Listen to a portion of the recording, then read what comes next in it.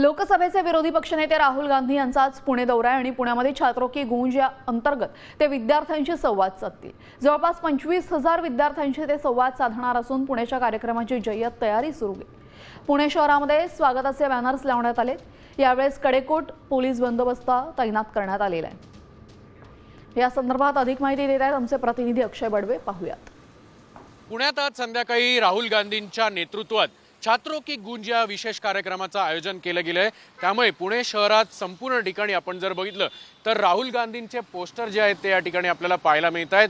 पुण्यातला काँग्रेस भवनचा परिसर असो किंवा इतर संपूर्ण शहरातले जे प्रमुख रस्ते आहेत त्याच्यावर आपण जर बघितलं तर राहुल गांधींचे फ्लेक्स जे आहेत ते लावण्यात आलेले आहेत। संध्याकाळी 6 वाजता AISSMSच्या मैदानावर राहुल गांधींचा हा कार्यक्रम पार पडतोय आणि तत्पूर्वी आपण जर बघितलं तर राहुल गांधींच्या स्वागतासाठी काँग्रेस कार्यकर्त्यांकडून जय्यत तयारी जी आहे ती देखील करण्यात आलेली आहे। सध्या हा संपूर्ण परिसर आपण जर बघितला तर ठिकठिकाणी रोडवर सुद्धा आपण जर बघितलं तर जे लाईटचे पोल आहेत त्याच्यावर सुद्धा राहुल गांधींचे फोटो आहेत, फ्लेक्स आहेत।